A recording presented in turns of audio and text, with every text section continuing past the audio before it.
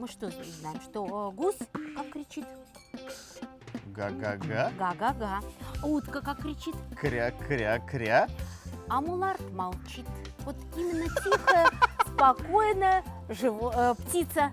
Удобно, наверное, для... Идеальная просто птица для разведения. Да, чтобы... Живет, растет, сама вкусная, сама жирная и молчит. Здравствуйте, уважаемые телезрители! Исәнмесез, кадерле дуслар. В эфире программа «Секреты татарской кухни». На улице прекрасная погода, лет в конце концов, да, и мы решили поэтому не сидеть в душной студии, а отправиться на природу. И сегодня мы плывем в Верхний Услон. Село Верхний Услон находится в западной части Татарстана, на правом берегу Волги. Это ближайший к Казани районный центр республики. Верхний Услон и Казань разделяют 6 километров речной глади. Конечно, дорога на автомобиле по трассе в объезд по Займищенскому мосту не близкая, 53 километра. И поэтому мы решили воспользоваться паромной переправой. А еще в летнюю навигацию здесь регулярно курсируют пассажирские суда. Ну что, вот мы с вами добрались до Верхнего Услона, и находимся мы в арт-резиденции «Дом Волги». Красота невероятная, ребята, живописное место. И сегодня у нас в гостях директор музея Янки Купала в селе Печище Верхнеуслонского района Рима Абызова. Встречайте. Здравствуйте. Здравствуйте. Здравствуйте. От резиденции «Дом Волги», Небелекий Куштенеш, «О, Волга, колыбель моя, любил ли кто тебя, как я?» Вот это красота. Вот спасибо вам большое. Спасибо. Рима Абызова, директор музея Янки Купала в селе Печище, филиала Национального музея Республики Татарстан. Родилась и выросла в селе Верхний Услон. В 1996 году окончила Казанский педагогический институт, а в 2011 Казанский государственный институт культуры по специальности «Музейное дело». С 2002 года возглавляет музей Янки Купалы. Рима Юрьевна замужем, воспитывает 2 дочерей, близняшек. Что будем готовить сегодня, скажите? Мы сегодня готовим 2 блюда. Первое – это тыквенная каша. Так. Это наше блюдо, которое мы рекомендуем туристам, который прилегает маршрут Печище от музея до резиденции Волги. И они сами, мы им предлагаем рецепт, и они готовят здесь, используя печку Марфа Услоновна, которую вы здесь увидите. Это печка так называется? Это печка Марфа Услоновна, да. Будем все готовить в печке. Вы командуете сегодня, вы здесь. Я думаю, чтобы мы начали с блюда, которое посложнее, потому что и время приготовления будет больше. Это картофель с мулардом. Сейчас будет это все готовиться в чугунной посуде, как много-много лет тому назад, когда использовали в основном чугун. Но начнем мы с муларда. Что это такое? Скажите. Мулард, это теперь уже, да, по-новому выращенные птицы. Выращивают на территории нашего района. У нас даже есть села, такие с татарским уклоном, колоритом, где вот начали выращивать таких птиц. Смесь гуся и утки. Так. Так, да, вот даже вот видно, что немножко это очень похоже на гуся, такой да. красноватый, да, а гусь он ведь немножко большой, суховатый, а утка жирная такая, да. А здесь вот получается и то, и другое. Мясо цвета как бы гуся, жирность чуть-чуть придает утке. А главное это что? Если пока они живы, животные ходят, эти птицы, мы что знаем, что гусь как кричит? Га-га-га. Га-га-га. Утка как кричит? Кря-кря-кря. А мулард молчит. Вот именно тихая, спокойная птица. Удобно, наверное, для... Идеальная просто птица для разведения. Да, чтобы... Живет, растет, сама вкусная, сама жирная и молчит. Я начинаю готовить. А вы мне-то дайте задание, что я-то должен делать? Так. С картошки, может быть, я что-то должен делать, нет? Да, давайте картошку. Так. Картошку вы будете готовить, разрезать буквально на 4 части, даже на 2. Чем крупнее, тем лучше. Да, вот так. Я буду мулард. Готовлю я чугунок, да, потому что желательно я туда кладу косточки. О, чтобы косточки, было... да, чтобы был бульон, нужно обязательно или крыло положить, или ножку. Тогда, если просто чисто мясо будет, оно немножко будет суховат. Согласен. Да. Рима Юрьевна, расскажите мне вот что. Я, на самом деле, неоднократно был в Верхнем Услоне, но я мало что знаю об истории. Но до появления Верхнего Условна это место было вообще никем не заселенное. Был густо заросший лес, земли принадлежали Троице-Сергиевому монастырю, а вот с 1594 года уже основан был Верхний Услон, центр которого... Услон – это как бы в переводе словаря Даля гора, потому что у нас есть Верхний Услон, Нижний Услон. Да, вот поэтому Верхний. Он действительно находится на такой возвышенности. А вообще, вы знаете, это, наверное, связано еще с тем, что когда-то, 250-300 миллионов лет назад, здесь ведь плескалось море. Где? Казанское море, да. И поэтому вообще Вот это здесь место... прямо? Вот прямо здесь было море, это доказано и геологами, да. Но и на протяжении длительного времени море мелело. А раз мелело море, появилась суша, появился растительный и животный мир. А вот с конца XVI века именно с противоположного берега привлекло внимание эта гора уже с точки зрения производства. Почему? Раз было море, значит, здесь не почва, а такое известковое образование. Поэтому не случайно на территории нашего района, вот между Печищем и Услоном, есть такое геологическое обнажение, геологический разрез, который как раз рассказывает о пермской системе Земли. И до сегодняшнего дня можно найти отпечатки моллюсков, раковин, червей. И не случайно студенты геофака здесь проходят практику.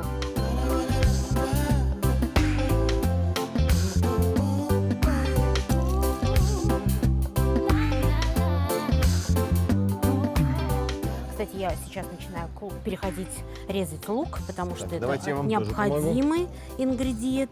Как мы его режем? Полукольцами. Полукольцами. Да, Прекрасно. полукольцами. Хорошо. Так вот, а нашу местность все-таки, наверное, открыли промышленники. Те, кто начал добывать здесь камень, бут, который шел для строительства домов, храмов, монастырей.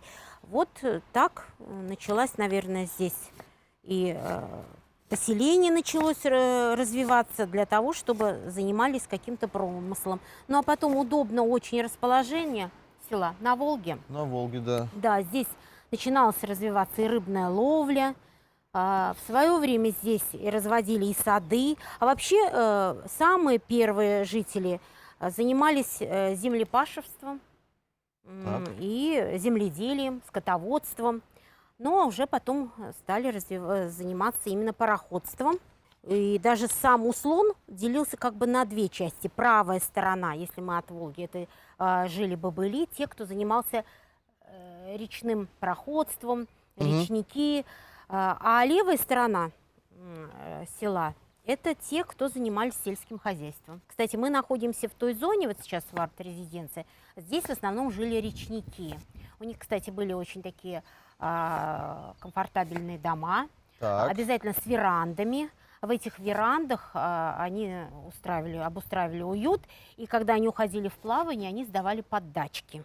И поэтому горожане очень любили часто сюда приезжать в летний период, отдыхать, проводить свой досуг. Римма Юрьевна, а вы сказали, что все это вдохновляло людей, да? Да. А вот вас Волга вдохновляет на что-нибудь или нет, скажите? Ну, во-первых, я здесь выросла. Кстати, когда-то я выучила стихотворение и его перефразировала, будучи уже как бы потом взрослой, работала в музее. Стихотворение Роберта Миннулина. Когда в высотном доме, а я говорю, когда в своем Услоне стою я на балконе, вот Казань передо мной лежит, как на ладони, вот Кремль белоснежный, вот цирк и стадион, а вечером, конечно, огни со всех сторон. Действительно, с села Верхний Услон мы видим такую панораму Казани, особенно 9 мая, когда раздается... Да, все, значит, салют. Ищут какое-нибудь место повыше 9 мая, чтобы посмотреть салют, а вам просто вышел на бережок и все видно.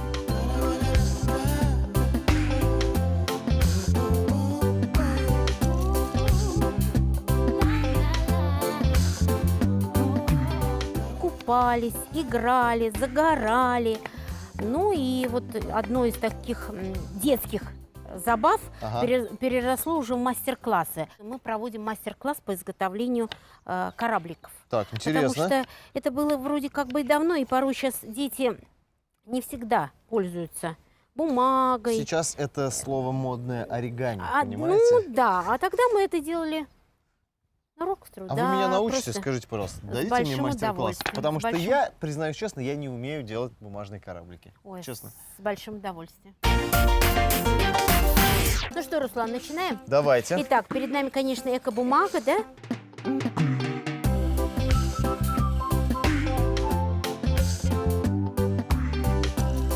Так, это мы парус делаем, да? Такой? Да, это мы вот такую лодочку. О, С этой так стороны. это у меня папа шляпы такие Да, раньше делал. да, да.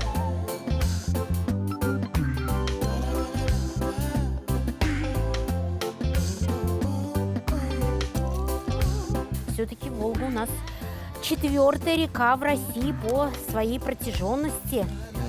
Ее длина занимает 3000, почти же 700 километров от истока до устья. Так, у ну, кого еще есть географии проблемы, можно еще и географию подтянуть. да.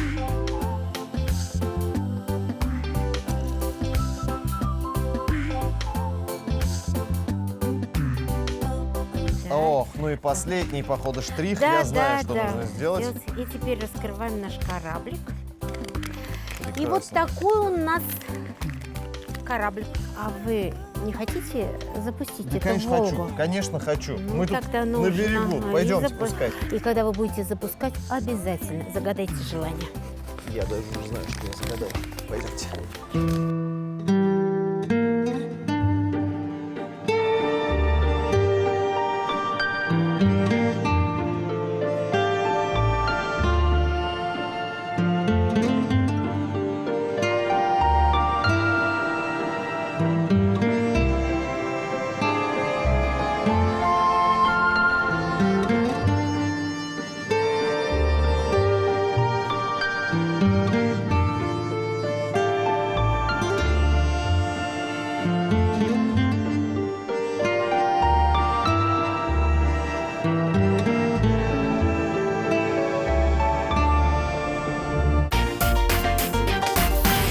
Римма Юрьевна, я запустил кораблик и желание загадал. Ой, замечательно. А я вот хочу вас пригласить на чашечку чая. Я с удовольствием. Чай из трав собрано на лугах и полях Верхнеуслонского района. Сейчас ведь как раз время земляники, клубники, зверобоя, душицы. И вот поэтому, кстати, еще и облепихи. Вот чай с облепихой. Ну и, естественно, С пирогами. с пирогами. Ягоды местные? Естественно, особенно Верхнеуслонские? У Верхнеуслонских. Кстати, в прошлом веке на территории нашего района был консервный завод, Так. где делали варенье из клубники, смородины, яблок. А мед? Ой, ну мед это тоже. У нас даже есть населенные пункты, прям действительно, где держат пчел, Ага. готовят мед. Это, кстати, цветочный. Цветочный? Мед, да, он светлый, цветочный. Кстати, О, для вкусный чай. укрепления здоровья каждый человек должен хотя бы 40 грамм ежедневно Меда. отведывать меда. Так. Это только в пользу.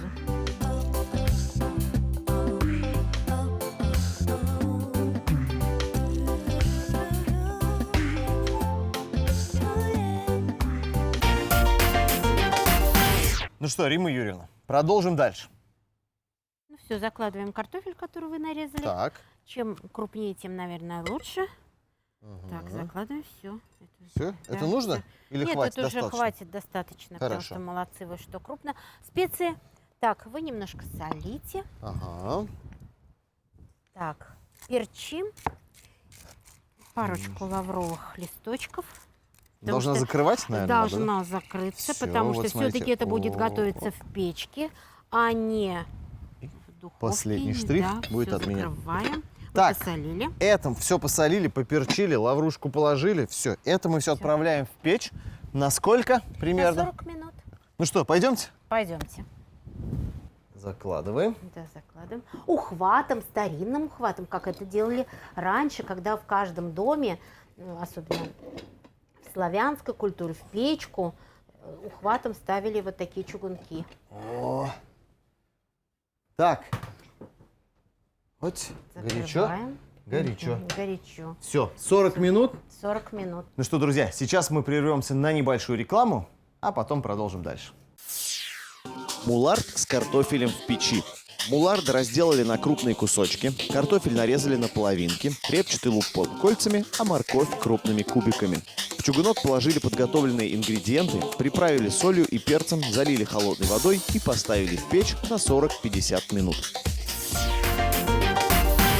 Дорогие друзья, программа «Секреты татарской кухни» объявляет конкурс «Лучший народный рецепт». Что нужно сделать для того, чтобы поучаствовать в этом конкурсе? Видеорецепты и презентации своих любимых блюд загружайте в нашу группу ВКонтакте до 31 августа. В сентябре мы определим 2 финалистов с помощью зрительского голосования и пригласим их к нам сюда, в нашу студию, где они будут сражаться за звание победителя в конкурсе «Лучший народный рецепт». Всем участникам я желаю удачи, а все подробности смотрите в нашей группе ВКонтакте.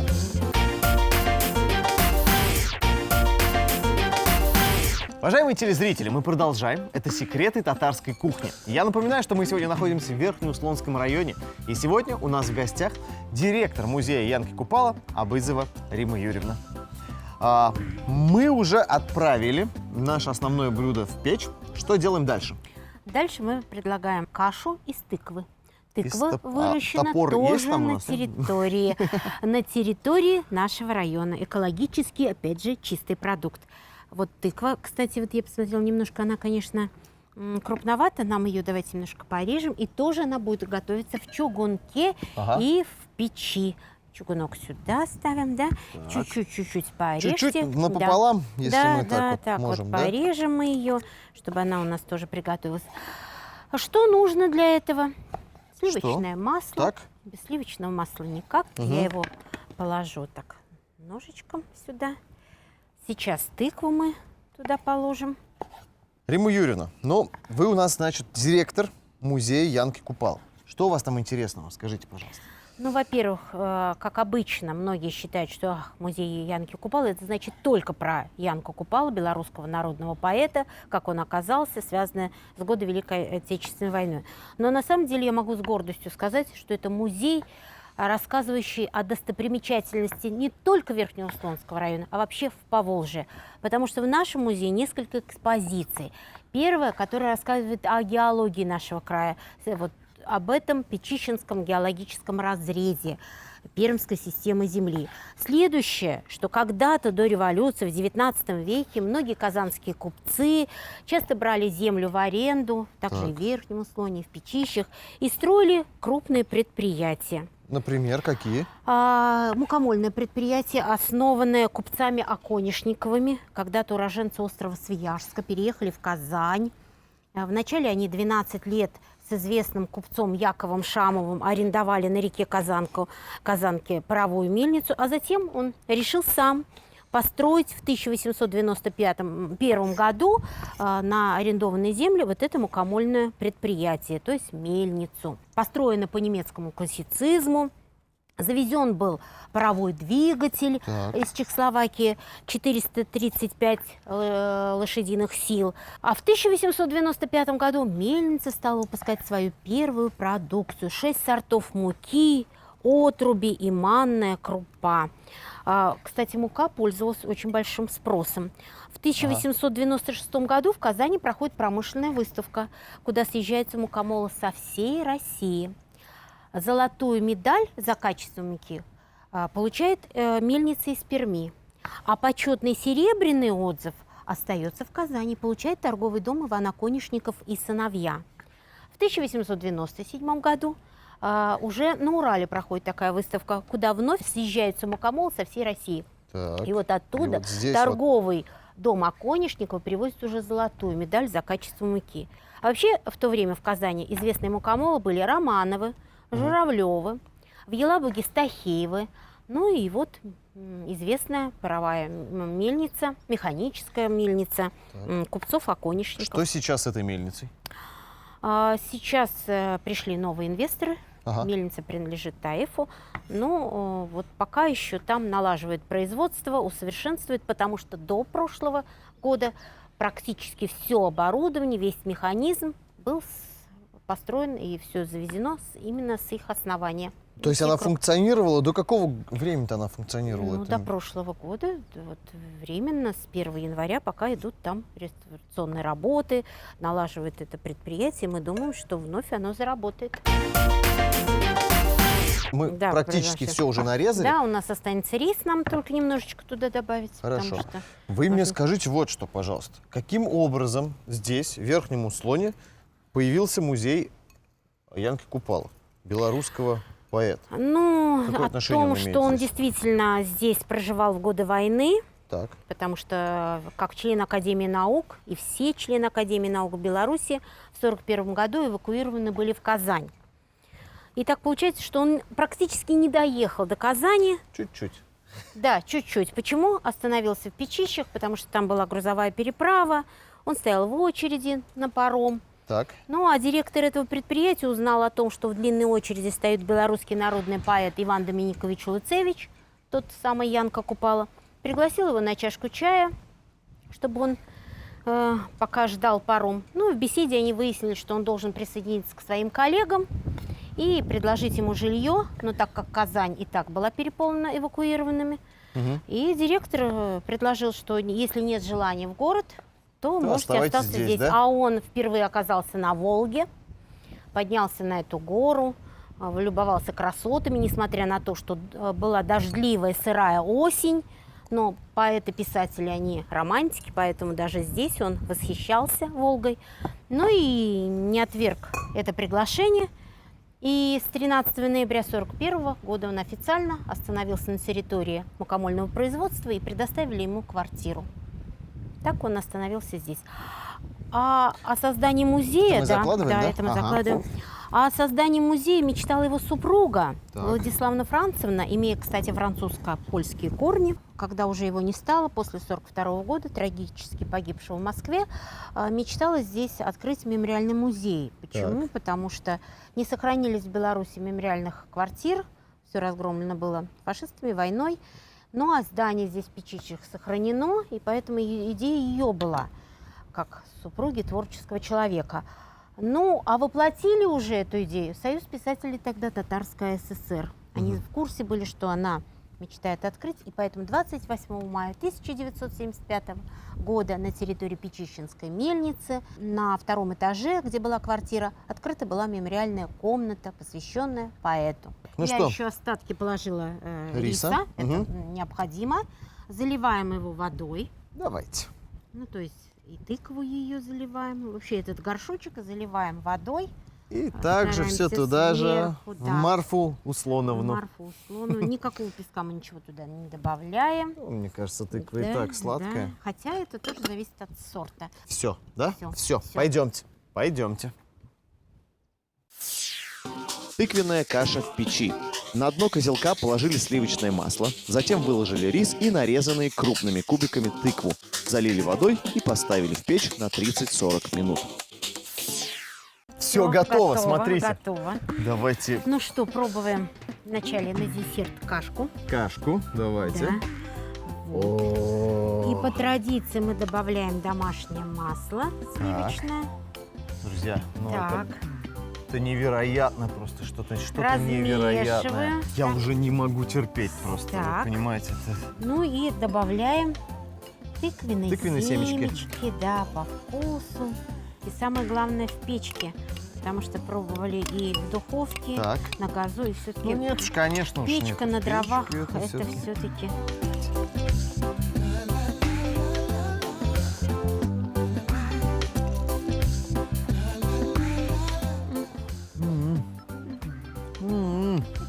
Как вкусно! Как это вкусно! Просто невероятно! Я не могу это описать словами, честное слово. Это просто нужно пробовать, друзья. Ну и муларда. Открываем. Ну. Ой, сегодня бульончик из-за того, что косточки с бульончиком. Ну что, накладываем? Вы просто должны завидовать нам, друзья. Серьезно. Простите, ничего плохого, но это надо пробовать. Мы сейчас все это и будем делать. Опа. Все естественно, натурально. Но если к десерту, может быть, хлеб не обязательно, Так. а вот к второму, тем более с бульончиком, я считаю, что, наверное, особенно как молодому человеку, нужно хлеб. Да, местный хлеб. Вот. Из местной муки пока еще запасы Печищенской мельницы. Той самой, да? Да, той самой муки еще запасы есть. И готовится это тоже в местной пекарне. Хлеб, кстати, морковный. Морковь Да, натуральный, вижу. морковный. Так что... Хлеб вкусный. Так. И в этом картошечка блюде, наверное, тоже зависит от того, что разварилась. картошка какая. Хорошо.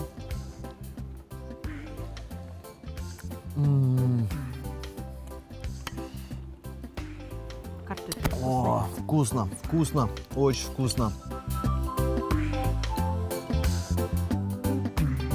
Рима Юрьевна, Да. невероятный вкус просто. Невероятный. Нам очень приятно. Рима Юрьевна, спасибо вам огромное. Мы с удовольствием приедем к вам еще в гости, я в этом уверен, вот на 100%. Спасибо вам за то, что вы открыли секреты, ну, скажем так, верхнеуслонской кухни. Спасибо вам.